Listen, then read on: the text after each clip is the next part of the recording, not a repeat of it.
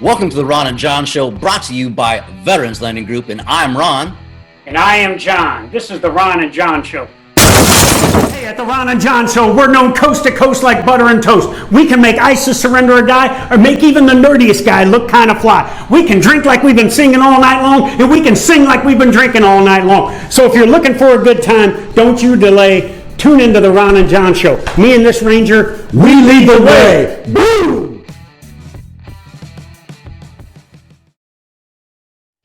Welcome back to another week of the Ron and John Show, and I am Ron. And I am John, and welcome back to the Ron and John Show, brought to you by Veterans Lending Group. Brother, here we are another week. Is this 31 or 32? 30. You know what? I'm starting to lose count here, man. We've been getting after it so often, you know. That's right. We got to start numbering each one and hashtags on our laptop like the e-tool, man. Yeah, absolutely. Yeah. So how you been? How was your week? Good, brother. Good. We, I had an opportunity to get out to JBLM last week with a military spouse, which is a real estate partner with us, and we went out to the MTSC out there with the medics and did some training.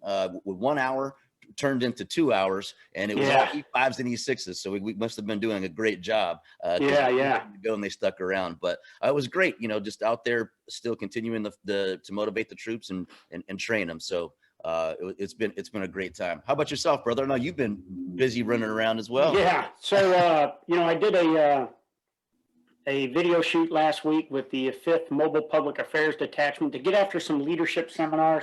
Mm-hmm. And then I went and visited our old friends at Centurion Company, 2-1 Infantry. And did a leader talk with all of their squad leaders and platoon sergeants, and there were some lieutenants in there as well. And then Friday night, Sandra and I went to our old stomping grounds, Fob Brewery, and hung out with Colonel Chung, the 2-2 commander, and Sergeant Major 𝗬𝗪𝗔𝗍𝗍, and some other leaders there.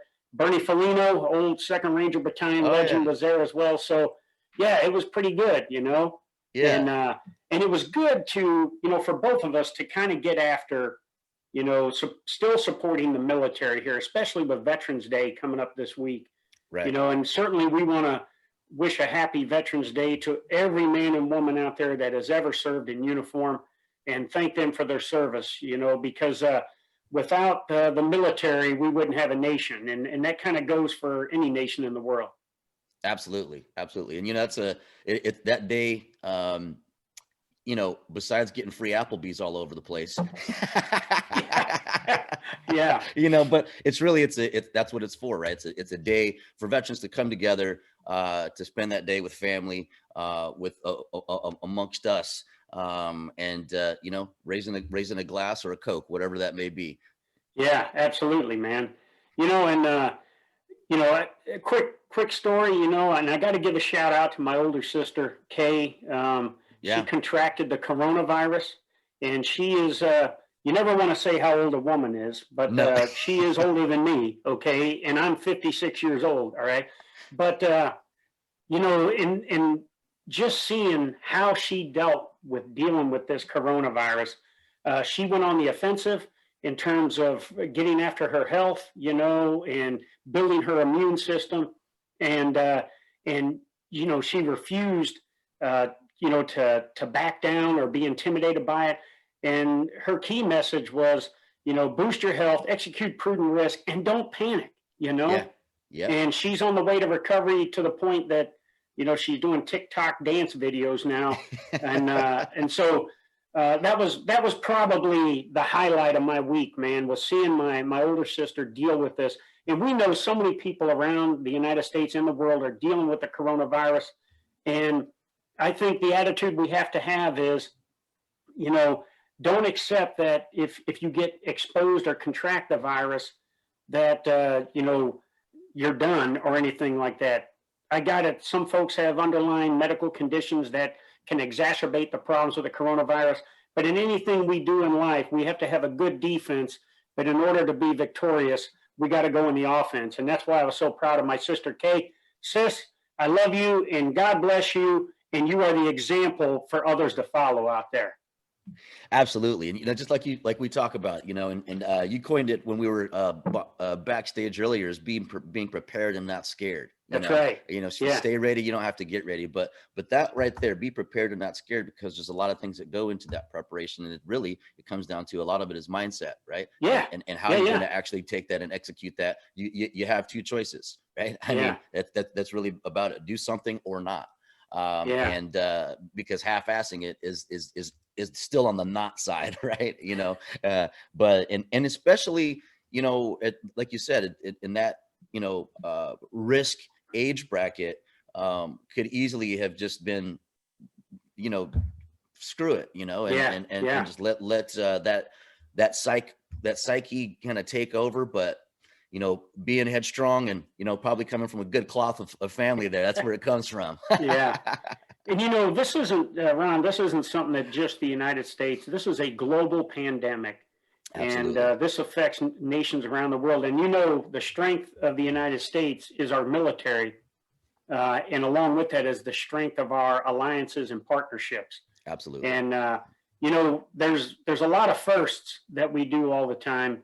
And our guest this week is someone that has done a lot of firsts, and he's going to be our first international guest today, that we've had here. And we've had a lot of heavy pipe hitters on here, but now we're going to get an international heavy pipe hitter, man. That's awesome. And we've been talking about that, despite the coronavirus, when, this year we should have been, probably in some of these locations, but, we got this platform. Here we are, still making it happen. So who do we got, brother? So the guy we got today is one of my best friends that I met, around the world. And as the SEAC, he was one of the most trusted friends I had. He was the first ever Sergeant Major of the UK Army they ever had. And he was the first ever UK SEAC. He is an internationally known senior enlisted leader. He is the first ever international mentor to come into our Keystone Command Senior Enlisted Leader course, which is for our all services senior enlisted. He was the first mentor to come in to do that. And he is just a first of everything.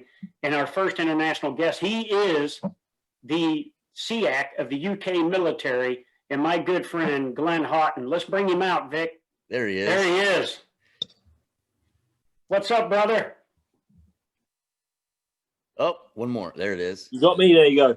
Yeah. Good to see you guys. How's it going, mate? Welcome, Glenn. Yeah, really good. Really good to see you. Real pleasure to be here. Yeah.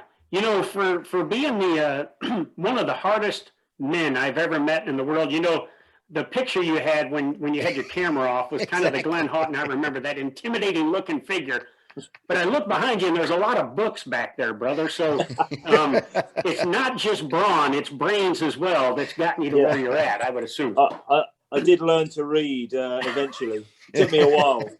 I don't even know what that picture is. I'm now worried about what the picture is on my Zoom screensaver. It's a little bit worrying.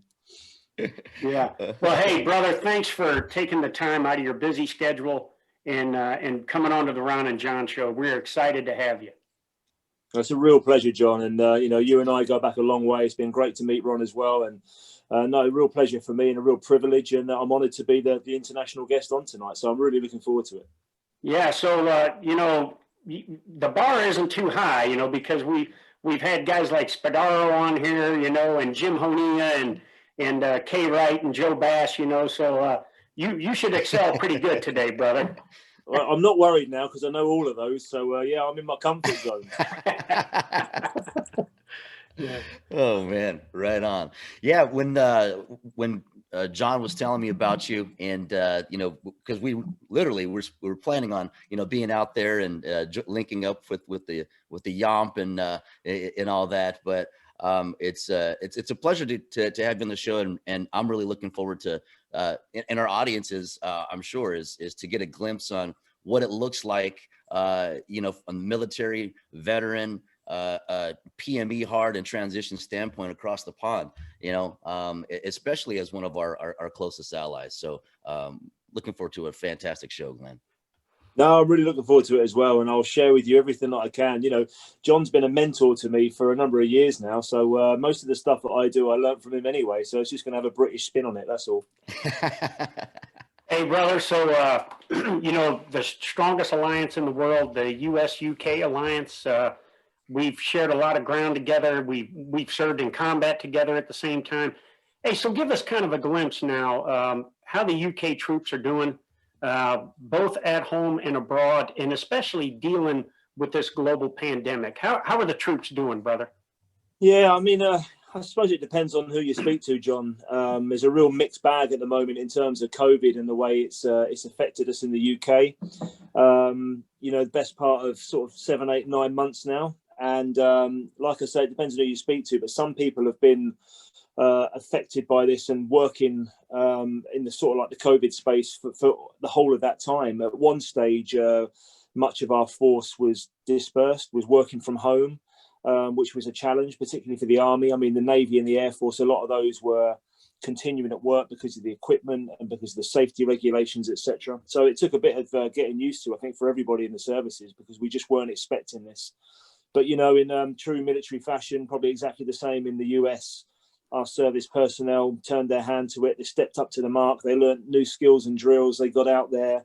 And from a UK perspective, we were assisting with all sorts of stuff, from logistics to procurement to testing and tracing. And our troops have really stepped up to it, and we're really proud of them. And then we've now gone into what we're calling lockdown 2.0 in the UK. And again, we're looking at more numbers of troops helping out than not.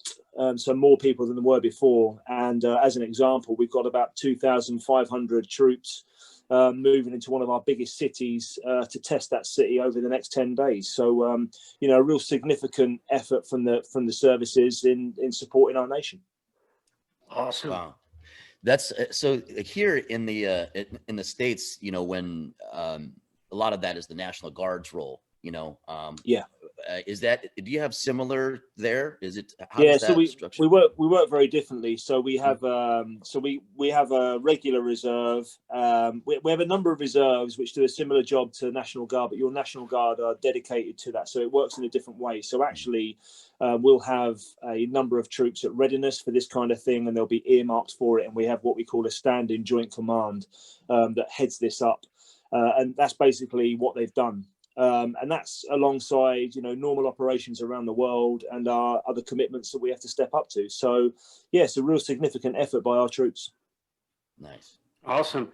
Hey, brother. So let's let our audience get to know the man, Glenn Haughton. Kind of talk us through, you know, how you got to where you were at. You know, where you came from in the UK, and how you got to where you're at.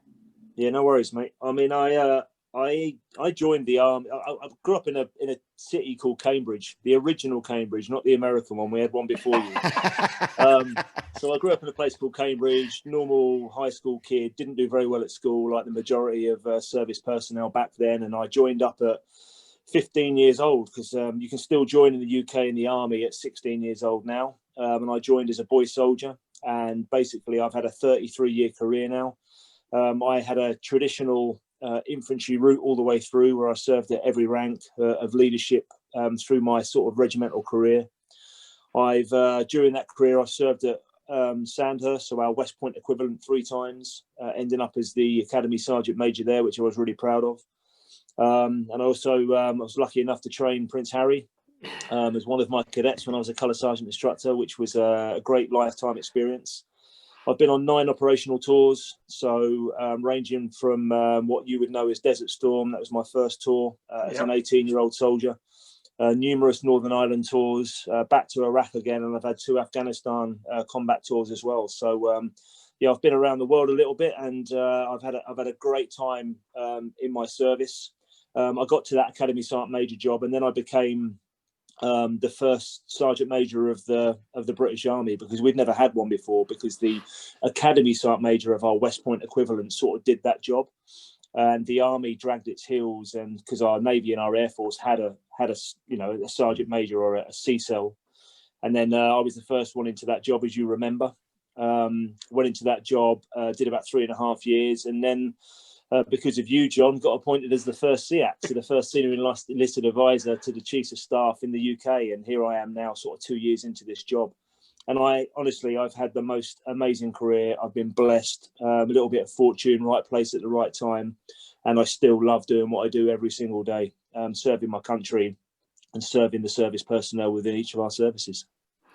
Wow. Hey, so I do have to tell that story because your boss, General Sir Nick Carter, who was a commander in Afghanistan when I was there, and was the CDS, and Ronnie was thinking about who should I have as my first SEAC, and he was a little concerned because Glenn is Army and he's Army and everything, and so General Carter was coming to visit General Dunford, and his vehicle pulled up out in front of the river entrance in the Pentagon. So I ambushed him right there, and I told him, I said, "Sir, don't worry about the uniform, worry about the talent, okay?" And Glenn Houghton has the best reputation, and that was not an indictment on anybody else that could have done the job. It was just Glenn was the right guy. And if you want to sell this position in terms of what right looks like, I said it'll make sense to the troops of the UK military if they say, "Oh, I get it. That's why Houghton is a SEAC, because he was absolutely the right guy at the right time." So anyway, right, mate, you still owe me plenty of pints for having that discussion with your boss. I think he gave you back a sarcastic comment like he normally does when you did say that to him. Oh yeah. He he says, well, he said he's going to have to clean himself up because he's disheveled all the time. Oh, dear. Oh man. So Glenn, a lot of firsts for you. I'm just the guinea pig, Ron. Blazing that trail, exactly. The guinea pig, the pin cushion. Yeah. But what was it like? Taking over as SEAC, the first SEAC. We all talk, well, in our shows previously, we talk about, professional jealots and those that, might want to, kind of lobby for themselves and throw some shade, as we say, your way. Yeah. So, hey, now hold on, I got to intervene right quick. Okay, let me caveat this. All right, so here is the guy, the Sergeant Major of the UK Army, and we attend our good friend 𝗸𝘂𝗵𝘁𝗶𝘁𝗶 conference in Germany. And Glenn is sitting right next to me, and he's talking about being the Sergeant Major of the Army. And now we have the UK Air Force guy and the Marine in there too. And he makes a statement now, and I have to bust you out, brother. He says, "I don't like the Air Force and the Navy because they make my skin itch." That's just in-service banter, isn't it? Yeah, in-service banter. But seriously, back to Ron's question. Now you went from focusing on just the Army, and now you had the entire UK military. Yeah. How did back to his question? How did that go? Yeah, I mean, it was a challenge. It was always going to be a challenge. But I think I was blessed in 3.5 years before that, having to set up the Sergeant Major of the Army, which actually was more of a challenge. If you can imagine sort of 350 years of history, and then all of a sudden they plonk some Sergeant Major into this job. There was a lot of monocles, were popping off people's faces. But yeah, so the SEAC role, I'd had a little bit of experience in setting up a job at the 4-star sort of senior levels. But there was still, and there always will be, some naysayers, some blockers, some non-believers, some people that feel threatened by you, that are jealous of your access. But for me, it was a no-brainer. It was a pretty smooth transition. I knew what I wanted to do or what I wanted to achieve, and first and foremost, it was to make the role of the SEAC irreversible. It was to make it a one-way valve, to make sure that it succeeded and that we can set people up for the future in that position. I had a real job on my hands because we don't have combatant commands like you do in the US. Mm-hmm. So I had to do a lot of learning about the Royal Navy, the Royal Air Force, the Royal Marines. And I knew the Army intimately, so I had to kind of stay away from it and let my successor find his feet in that job and learn about the other services, which was really, really interesting. And I learned a huge amount about it. And then something we'll probably talk about a little bit later on. I took on like an extra role of being the Armed Forces Mental Health and Wellbeing Champion, which takes up a lot of my time for all the right reasons. So actually, it was I've really enjoyed this job so far. Sort of 2 years in, probably got another year or maybe another year and a half left. But I've really got my teeth into it. I do genuinely believe it's now been made irreversible. I think it will stay because of you know, what the position can do for our service personnel. And for me, it's not just about our enlisted folk, it's about everybody. It's offering the chiefs of staff a different perspective, unfiltered information, and adding value to the Ministry of Defence and Defence as a whole. Absolutely. Awesome. Go ahead, Rob. Yeah, so Glenn, you know, the other thing you did a lot of first, you know, as we in the United States military, from our joint and multinational perspective, when we look to expand enlisted education, you were one of the first graduates of the United States Keystone Command Senior Enlisted Leader course. Yeah. And then as I look to expand this to this multinational role, you were the first guy to come in and be an international mentor. And, you know, normally we only have 2 international or maybe 4 international students. But now you're coming in and we asked you to mentor U.S. Senior Enlisted. When you took on that role, how was that, brother, coming in? Yeah, it was a massive privilege, John. I mean, if I go back to me being a sort of a student on Keystone, first of all, I came onto this course. I had no idea, you know, about, well, I had some idea, but I'd never deep dived into US military. So to learn about the combatant commands, to learn about your structure, learn about your force laydown, to learn about everything that you do was fascinating. And out of like the 44 students on the Keystone course, I think I was the only person in there without a degree, you know, education. Yeah. And as a result of that, I actually went away and studied as the Sergeant Major of the Army and got myself a master's degree based off the fact that I felt so inadequate on the Keystone. So that's what Keystone did for me. And then for you to bring me back as the first international mentor was honestly, it was a massive privilege, and made a huge amount of friends on the course, because our global network, when you were the SEAC, was you know, significant anyway. But to be able to influence and give a different perspective to, you know, the C cells of the United States military was a huge honor for me, and I really, really did enjoy it. And it's the stuff from that I will take away on both times that I've been there. It will stay with me forever. Awesome.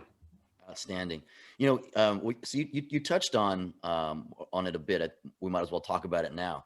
That the mental health side, right? Yeah. Something that you know that it's very, very near and dear to all of our hearts. For all the right reasons, right? As you said. So just tell us about that. Is that a new position? Is that a so essentially I. Like you guys, I grew up, you know, 30 years ago in a very alpha male macho environment where I've prided myself on being this alpha machine for the whole of my career. Yeah. You know, as a squad leader, as a platoon sergeant, as a first sergeant, in the positions I'm in now, I've always wanted to be that role model.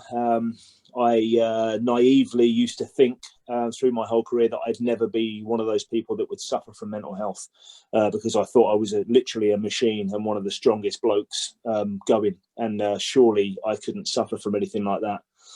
And I've, like you guys, I've seen a lot of operations. I've seen trauma. I've seen death. I've seen life-changing injuries on people. I've mended people, all that kind of stuff. And I've never actually been affected by that. I've been affected by the transition of coming back from operations and getting back to normality, but I've never suffered from trauma or PTSD or anything like that.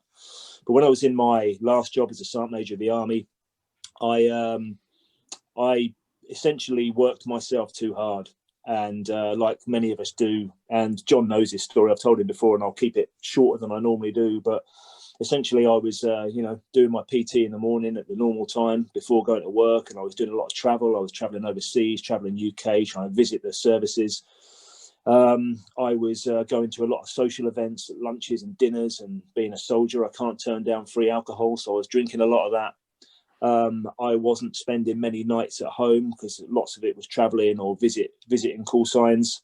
I didn't sleep very well. I was one of those that would go to bed at sort of 2200 like a blow-darted elephant, fall asleep, but then I'd wake at 3:30, 4:30, worrying about my performance, worrying about what I can do to better people's lives, etc., etc. And this kind of went on for some time, and I started doing a lot of social media in that position as the Sergeant Major of the Army to try and influence and to also understand the sort of lay down of the Army a bit more. And with that came a lot of trolling, because British social media is probably different to some American. It's a long story, but I got a hard time from a lot of veterans on that platform for a period of time. And this accumulated, and I started drinking too much. And the 2 nights a week I would be home, I was drinking whiskey, and I was ignoring my family, and I wasn't paying attention to my kids. And I was wired, and I was really busy, and I was enjoying this. And, you know, me and John were close at this time, and he had no idea, and neither did anybody else. And then one day I happened to go to the doctors because I had an injured knee and I wanted to get back and train and that kind of stuff. And the doctor started asking me a few questions, and essentially I felt this overwhelming heat build up inside of me. And I can only describe it as like panic or an anxiety attack. I'd never experienced anything like that before. And all of a sudden I just broke down in front of my doctor. I'm, you know, inconsolable. I couldn't stop sobbing. I couldn't stop crying. I didn't know what it was about. I had no PTSD, no trauma, anything like that. And I just couldn't stop. And essentially, to cut a long story short, the doctor diagnosed me with stress, anxiety, depression, and essentially burnout. And I was put on medication for a period of time. I still couldn't find the courage to tell anybody in my chain of command about this afterwards, my boss or anybody else, because I was this machine. The machine had broken, by the way. I never thought it would, because I was so naive, embarrassingly so, that I never thought people that had mental health issues, I thought were weird or weak. And I couldn't have been further from the truth, you know. So I'm embarrassed by that. And anyway, I suffered this burnout, got through the rest of my time as the Army Sergeant Major on medication. I changed my life immediately on the way that I did my way I lived. And I can explain that if you've got time afterwards about, you know, this trinity that I came up with of mind, body and spirit, as opposed to just physical training. And I read up a lot on Buddhism and Stoicism and meditation, mindfulness, all this kind of stuff. But anyway, I then had to tell my wife, which was another experience where I broke down again. But that was my epiphany. That was the moment where I thought, you know what, the machine's broken. If this has happened to me, it can happen to anybody. And I want to tell my story and I want to help people. And I volunteered to become this Armed Forces mental health and wellbeing champion. And here I am sort of 18 months later. And not just because of me telling my story or the position, but because of the effort from the whole of our defence.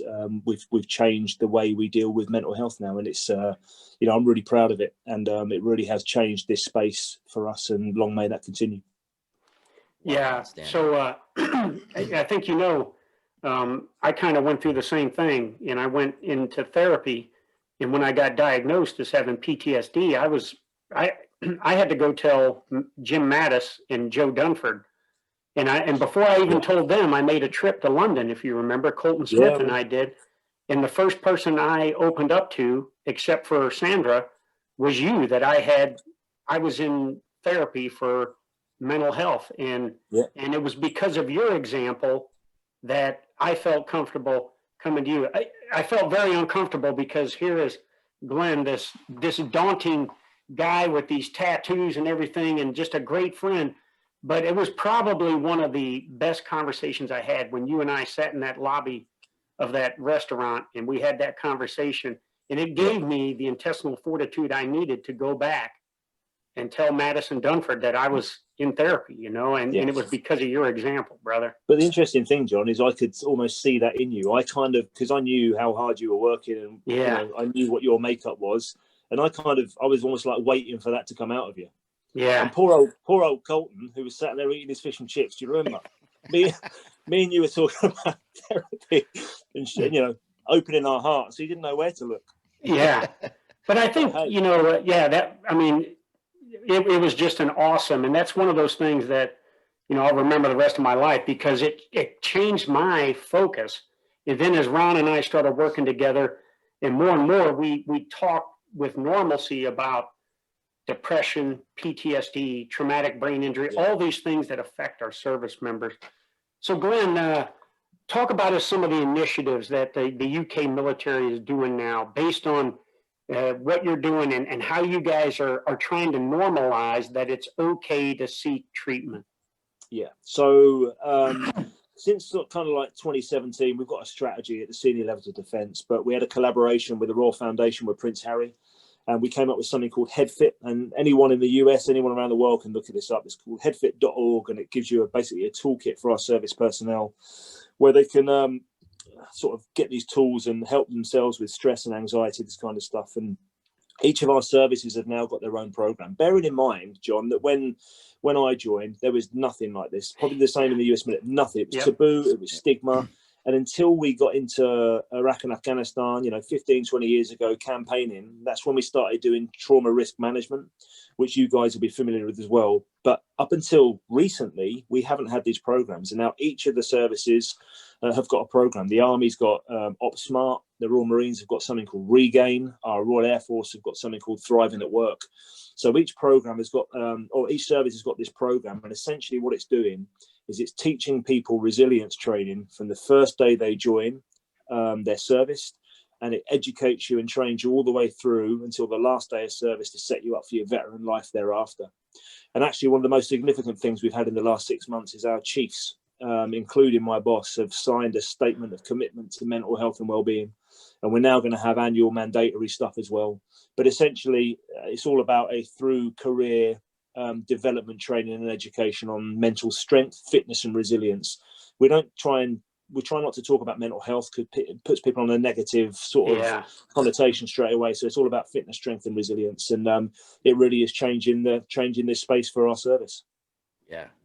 Wow. That's outstanding. And love to hear that. But there's still issues though. I've got to say there's two types of stigma, and you probably know this as well as I do. There's perceived stigma and real stigma. So the perceived stigma is, hey, we're doing all these programs, look at these infographics and posters and stats and everything else. It's great. Right. But the real stigma is people are still reluctant to present to a doctor. They're still reluctant to, do what me and John did and fess up to this or to realize it in themselves. So we've still got a long way to go, like everybody has. Absolutely, because it's culture, right? I mean, it's going to take a while for that culture to burn off. I mean, from when we came in, from the troops that we trained, but what I think is what really changes in that curve, and I've said this for many years, because 2 years ago, 3 years ago, 5 years ago, I mean, we can go farther, 10, it didn't even exist, like you're saying. But now it is. Now it exists. We're talking about it, and the people that are talking about it, right? Your influence, whoever you influence, is looking at that and saying, "Okay, wait, all right, fine, me too. I have that as well." So with that is you touched on it before. Also, John has PME hard, right? The physical, mental, and emotional strength, and you. It sounds like mind, body, spirit might be something a little similar. Could you go ahead and just elaborate on? Yeah, I mean that's a personal thing to me, because I realized when I had my sort of epiphany that I'd physically trained myself. Like all of us guys, we'd run as fast as we could, as far as we could, as long as we could, with the most amount of weight as we could. And that's the way I trained. And then I realized that I had to train my mind and my body, my spirit just as much. So every day now, as part of my own personal life management, I train all three equally. And, as part of my sort of daily battle rhythm, I do meditation, I do mindfulness. It's not about being a hippie and sitting down cross-legged burning joss sticks. I do it. I don't even realize I'm doing it now. I don't need whale music or to listen to a Buddhist monk. I just do this as part of my life. I've always been a kind of man of faith. There's no atheists in a foxhole, the saying goes, and all of us have turned to someone or something during our careers, when times have got tough. And I didn't really know what my faith was, but since reading the Buddhism and Stoicism and stuff like that, I've become much more of a spiritual person. So, without that trinity, from a personal perspective, I wouldn't be able to manage my life the way that I do now. And even my physical fitness stuff now, I love it's my life is what makes me happy. But I haven't run for 2 years. I don't think. I just don't do it anymore. I do a lot of swimming and yoga and kettlebells and functional training and 𝗕𝘂𝘂𝘶 stuff and slam balls and power bags. That's the kind of stuff that turns me on. And yeah, it's just my way of life. And I'm finding in the UK military that we're doing a lot more of this kind of functional training and training in different ways now. And I think it's changing the way the force lives its life, which I think is a great thing. So, Glenn, based off of what you just said, we grabbed some footage from your Instagram. Now, your boss, General Carter, would probably, criticize you for your attire here, but what you're doing in terms of his functional fitness. So let's just show a glimpse of what he's doing for his functional fitness.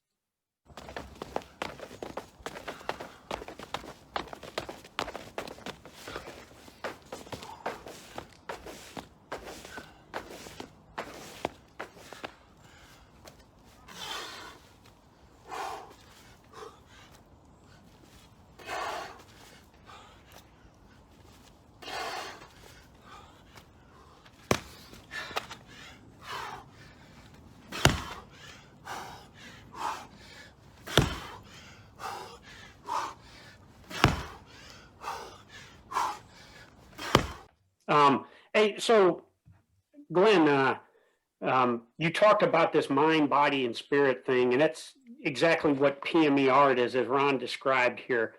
But how hard is this to get leaders at all levels, from the strategic, the operational, or the tactical level, to understand that it's okay for men and women to seek help for behavioral kind of stuff? Yeah, it is hard. And like Ron said, much of this is down to cultural change, and cultural change takes a long time.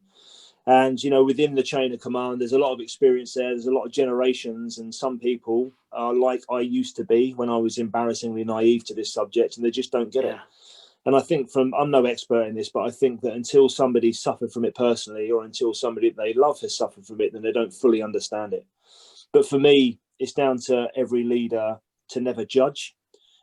Every single one of us is made up differently. We all think differently.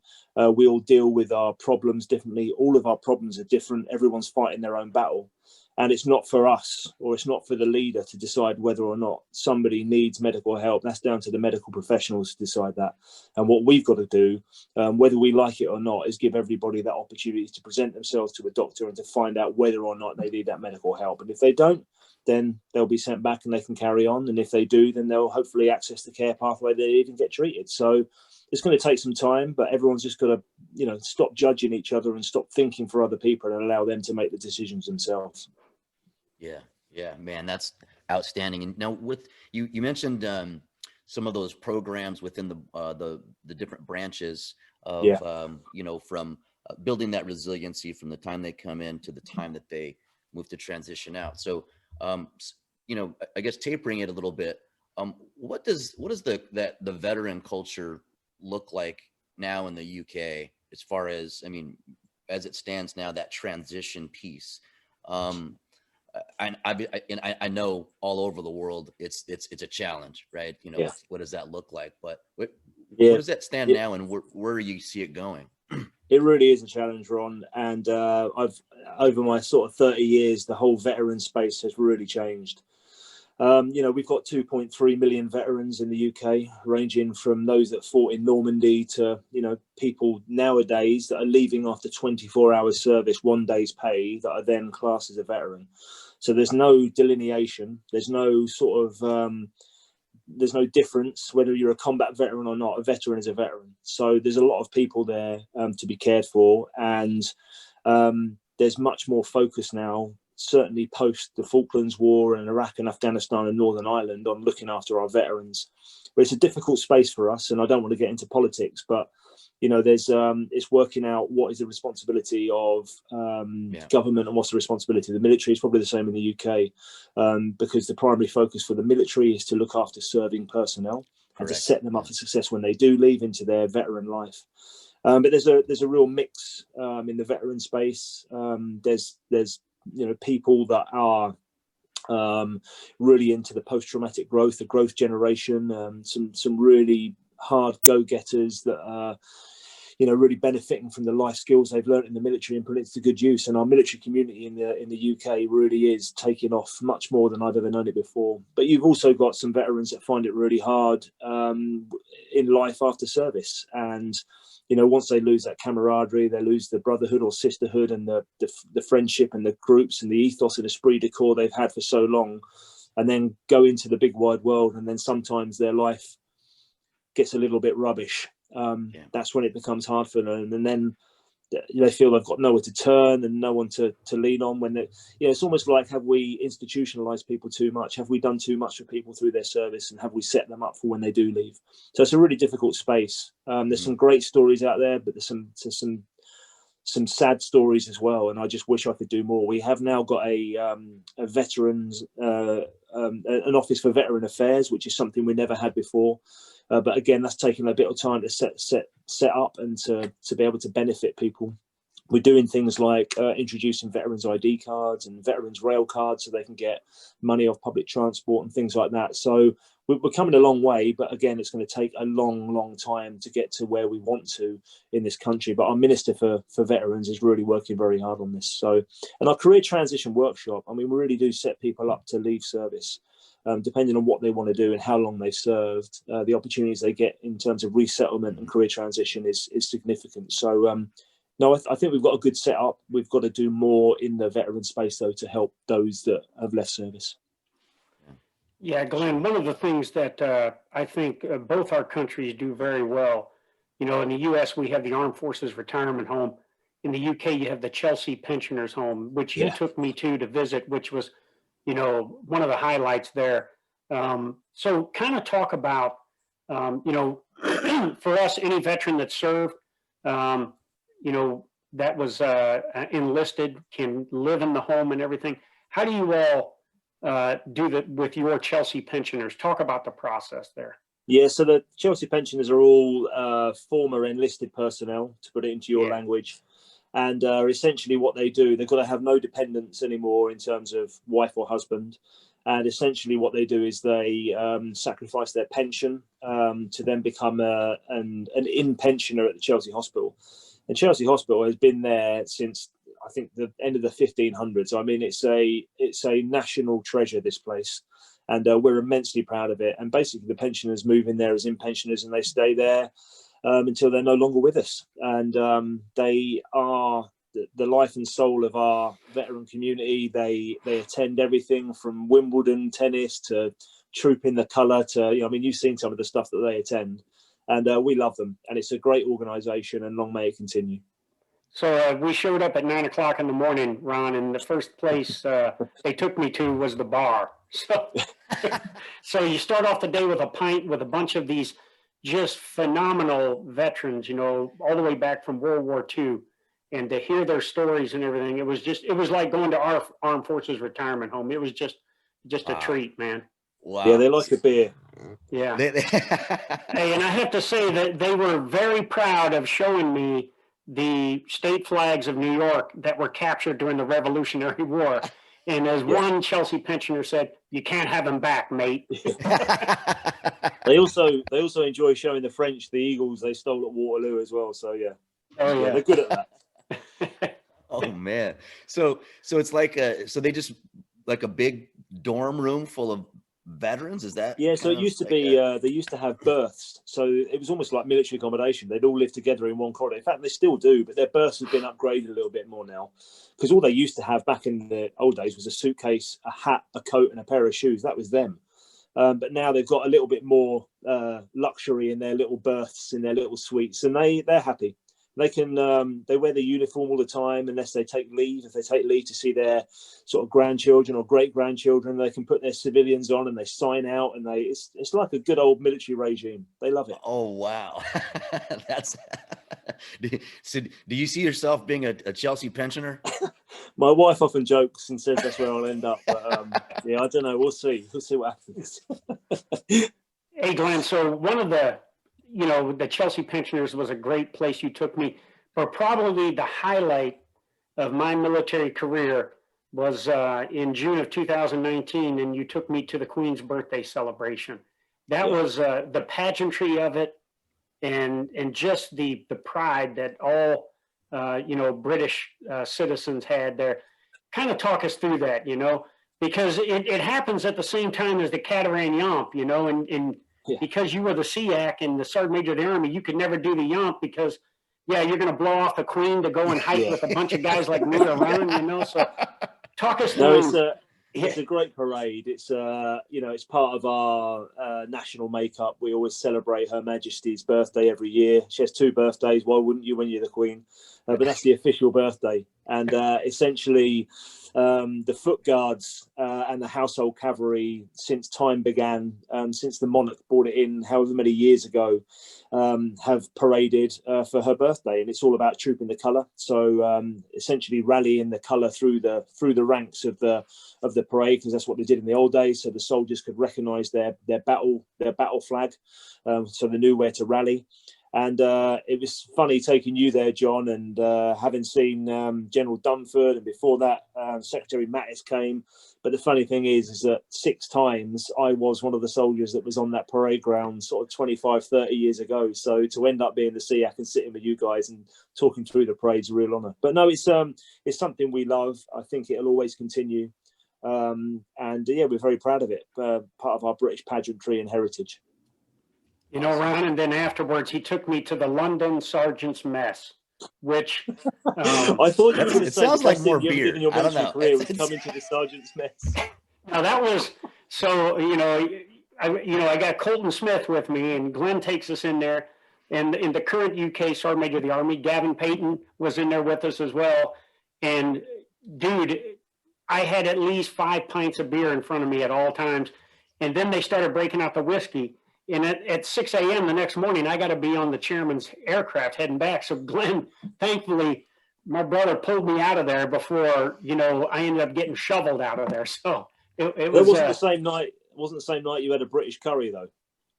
No, that was the night before, and I was going to talk about that. Hey, so Ron, I go to London, to Colton Smith and I, and we go to visit Glenn, and we go to build on this alliance and everything, and he takes us to an Indian restaurant, The Punjab. And Okay. Colton and I, neither one were prepared for the food. The food was delicious.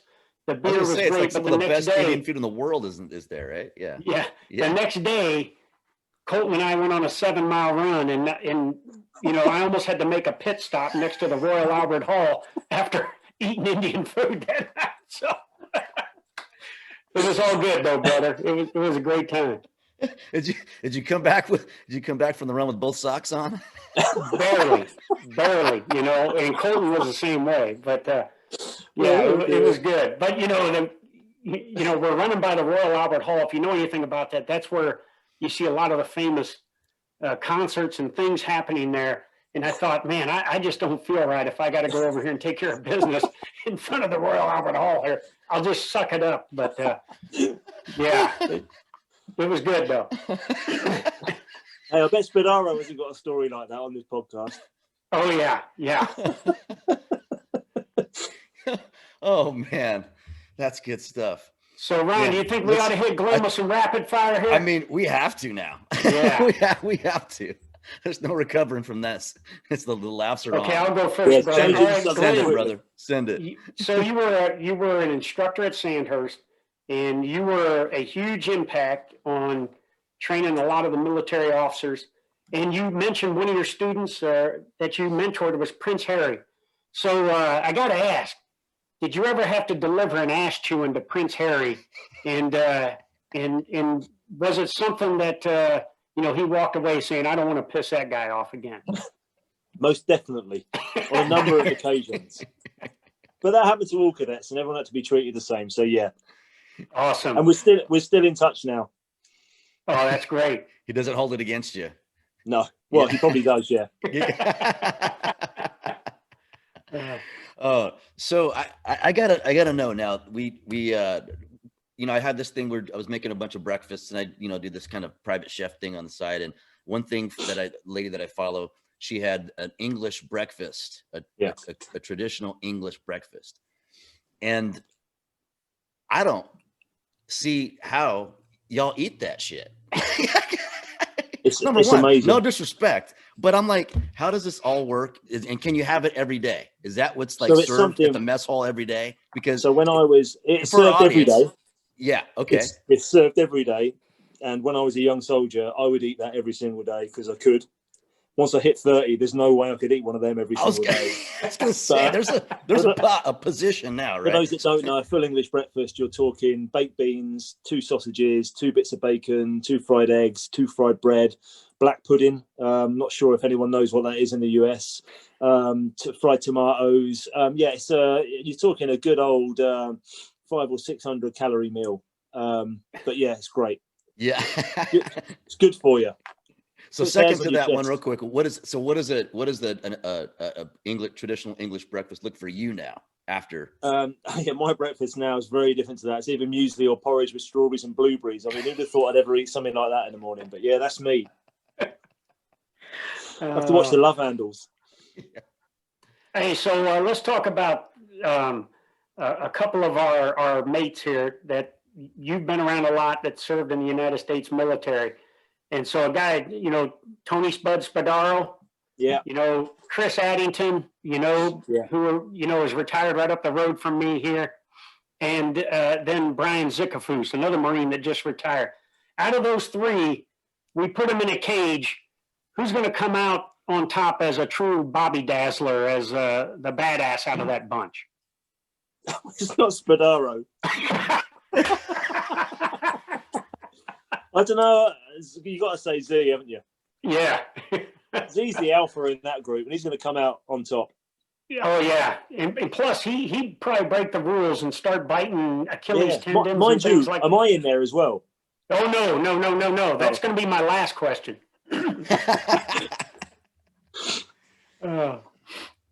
All right, so Glenn, I got to ask you. You've been all over the world, and keeping the food theme. What is a meal that you've had in front of you that you've didn't care for, but you've had to eat without disrespecting? I went to a Middle Eastern country, and we had a sort of a pass-off parade, one of their big military parades, and then they brought in the spread looked amazing, and all the cutlery and everything. The table was regalia; it was brilliant. And they brought in this animal, and there was steam coming out of his eyeballs, seriously, and out of its nose. And I couldn't even work out what the animal was. And I thought, I don't want to eat it, and I just had to eat it because that's just what you do, isn't it, for the cultural sort of side of it. And I was joining John after the Punjab. If there was an Albert Hall, mate, I'd have been there at the Albert Hall the following morning because I was turned inside out for 3 days. You got to do what you got to do, brother. Yeah. Hey, and I got to ask, you're getting ready to go into a dark alley in a place you've never been with a bunch of bad people looking to do bad things with you. Would you rather have Jake Alpert or Dougie Davitt with you on that mission? Jake 𝗏𝗏𝗏𝗏 is a boxer. Ah, okay. Dougie's got the 30-mile gas tank, though, right? From, he has, yeah. That 30-mile hike for the Royal Marines. Yeah, he's got stamina. Yeah. But Jake's still doing ridiculous PT at sort of like 50, 51 years old. I mean, at speeds and distances, I can't even, he's weird. Yeah. Oh, good stuff. Well, hey, brother, thanks so much for taking the time out of your busy schedule to be here today, Glenn. You are, you're not only a treasure of the United Kingdom, but you are a treasure for the world here. You've been a trusted mate, a trusted teammate, and a trusted colleague to the point that, you've spent time with the senior leadership in the United States military, but also across the globe, you've done some things. And as General Sir Nick Carter says, if we get you cleaned up, you look pretty good, and so God bless you, brother, and thanks for being on the show today. No, thanks, Ron, John, both of you. Thanks ever so much for having me. A real privilege, and it's been great to catch up with you. Yeah, awesome. Man. We've had a lot of guests on the show. Some heavy pipe hitters. You're definitely one, and really appreciate your humility today. Your just being your openness. And as a lot of our audience members and anybody else that hears this would know is that, thank you for speaking and saying the things that not a lot of people want to talk about and normalizing them and being that champion. And we absolutely look forward to anything that we can do to help in that fight. No, thank you, mate. I really appreciate it. Yeah. Take Awesome. care. Cheers, mate. Cheers, mate. And we will see Take care. you All the best. next week on another Ron and John show. Boom. Boom. The Ron and John Show is brought to you by Veterans Lending Group, where we can assist you with all your home buying and refinance needs. Since we're licensed in all 50 states, we can ETS, PCS, or retire wherever you go. Check out our education classes at VAHomeloanBootcamp.com for our free classes, and you can also visit our website at VeteransLendingGroup.com. Make sure to follow The Ron and John Show on Facebook, Instagram, and YouTube. Hey, folks, we hope you enjoyed our guest this week. Thanks for tuning into the Ron and John show, and we'll see you next week. Woo!